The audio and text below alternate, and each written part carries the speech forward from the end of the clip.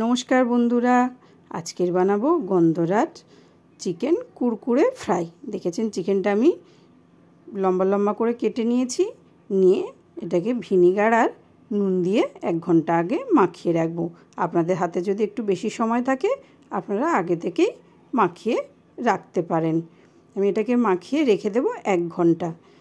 এই চিকেন গন্ধরাজ কুরকুরে ফ্রাই কিন্তু বাচ্চা থেকে বড় সবাইয়ের খুবই ভালো লাগবে খেতে। সসের সাথে কিন্তু একদম দারুণ লাগবে। আমি একটা গন্ধরাজ লেবু নিয়েছি আর এই গন্ধরাজ লেবুর পাতাটাও দিয়ে দেবো, কিন্তু কুচিয়ে ফেলবো না গন্ধরাজ লেবুর পাতাটা। গন্ধরাজ লেবুর স্কিনটা আমি গ্রেটারের সাহায্যে ঘষে নেব। এই দেখুন ঘষে নিয়েছি, আর পাতাটাকেও কুচু কুচু করে কেটে নিয়েছি, লেবুটাকেও কুচিয়ে নিয়েছি, আর এই খোসাটাকে আমি ফেলে দেব।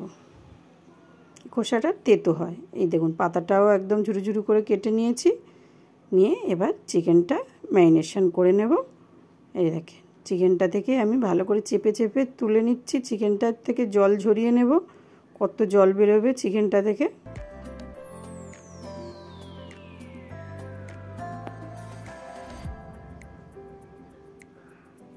এই দেখুন কতটা জল বেরিয়েছে চিকেন থেকে।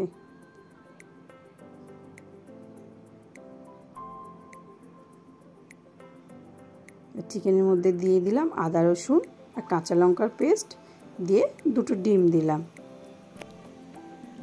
দুটো ডিম দিয়ে এর মধ্যে লেবু স্কিনটাও দিয়ে দিলাম আর পাতাগুলো ও দিয়ে দিলাম, দিয়ে এর মধ্যে লেবুটাও চিপে রসটা চিপে দিয়ে দেব।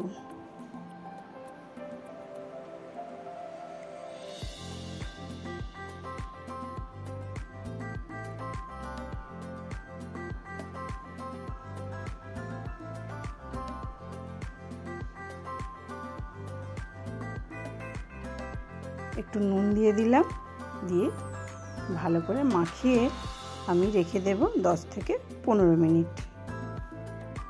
হাত দিয়ে কিন্তু ভালো করে মাখতে হবে।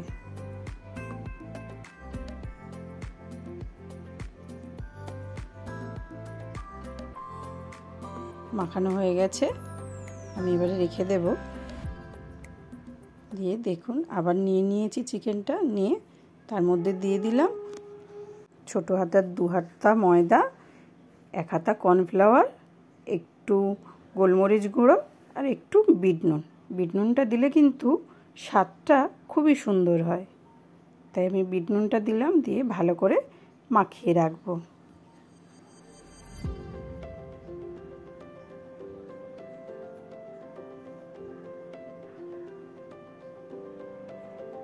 দেখুন ভালো করে মাখানো হয়ে গেছে। আমি এবার গ্যাসের উপর একটা কড়াই বসিয়েছি, কড়াই বসিয়ে সাদা তেল দিয়েছি।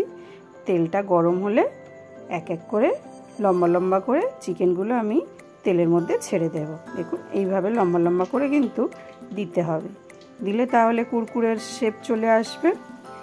গ্যাসের ফ্লেমটা কিন্তু একটু কমিয়ে রাখবেন, বেশি জোরে রাখলে তাহলে সব পকোড়াগুলো পুড়ে যাবে। দেখুন ভালো করে উল্টে নেব।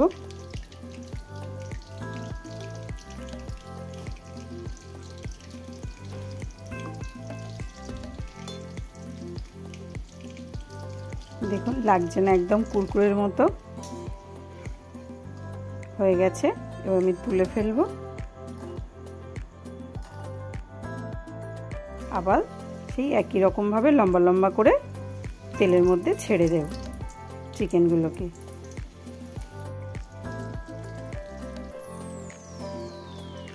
দিয়ে ভালো করে উল্টে পাল্টে ভেজে নেব।